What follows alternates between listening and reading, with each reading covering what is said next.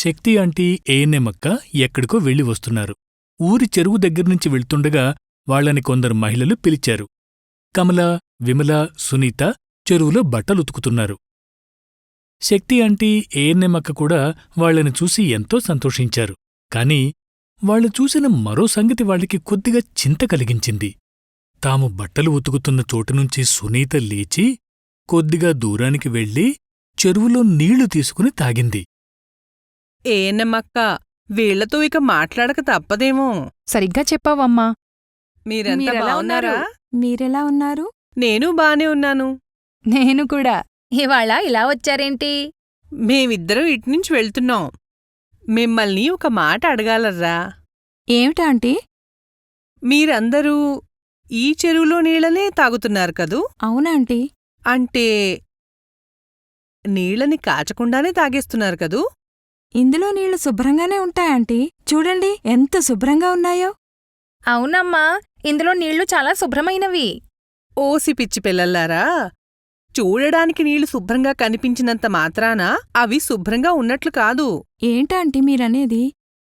ఈ నీళ్లు మురికిగా ఉండడమేమిటి? శక్తి అమ్మ సరిగ్గానే చెప్పింది. శ్రద్ధగా వినండి.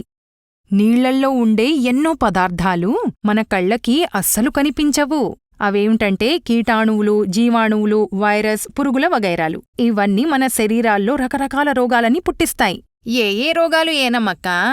ఎన్నో రోగాలు సోకవచ్చు. వాటిలో కలరా, విరేచనాలు, ఆంత్రజ్వరం అంటే టైఫాయిడ్, జార్డియా ఇంకా హెపటైటిస్ ఏ ముఖ్యమైనవి. ఈ రోగాలు ప్రాణాంతకం కూడా కావచ్చు. అరే, నీళ్ల వల్ల ఇన్ని ప్రమాదాలున్నాయా? ఈ రోగాలనుంచి తప్పించుకునేదెలా? కొన్ని విషయాలు ఎప్పుడూ గుర్తుంచుకోవాలి. నీళ్లని ఎప్పుడూ కాచి ఫిల్టర్లో పోసి ఉంచుకోవాలి. కాచినప్పుడు వాటిలో రోగకారకాలైన క్రిములు చనిపోతాయి. ఇక ఫిల్టర్ చేస్తే నీళ్లల్లో ఉండే అనేక రకాలైన మలినాలు కూడా తొలగిపోతాయి. సరిగ్గా చెప్పావు.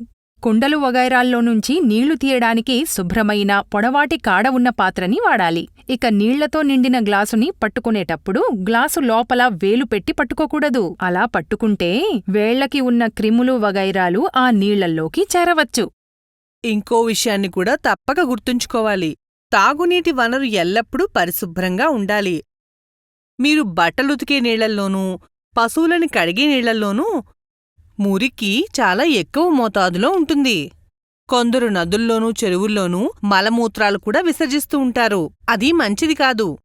ఆ మాటకొస్తే మన శాస్త్రాలలో కూడా వేల ఏళ్ల క్రితమే అటువంటివి చెయ్యడం తగదు అని చెప్పడం జరిగింది. ఇవాళ ఎన్నో కొత్త విషయాల్ని నేర్చుకుంటున్నాం. నీళ్లు నిలకడగా ఉండే నీళ్ల వనరుల్లో అంటే చెరువులు, ట్యాంకులు వగైరాల్లో క్రమం తప్పకుండా క్లోరిన్ మాత్రలు వేస్తూ వాటిని పరిశుభ్రంగా ఉంచాలి. నీటి వనరుల చుట్టుపక్కల్లో మురికిని ఎంతమాత్రమూ చేరనివ్వకూడదు. ఇంతవరకు చెప్పినవన్నీ తాగే నీళ్ల గురించి. అయితే బట్టలుతకడానికి, స్నానం చేయడానికి వాడే నీళ్లు కూడా శుభ్రంగా ఉండడమనేది చాలా అవసరం. అంటే వీటివల్లనే మా ఇంట్లో వాళ్ళు చీటికి మాటికి జబ్బు పడుతుంటారన్నమాట. ఇక పడరులే, ఈ జాగ్రత్తలన్నీ పాటిస్తాంగా. ముఖ్యమైన ఈ సమాచారాన్ని ఇతరులకి కూడా అందజేస్తాం. చాలా మంచిది. అయితే మనం ఇక్కడికి వచ్చిన ప్రయోజనం నెరవేరినట్లుంది.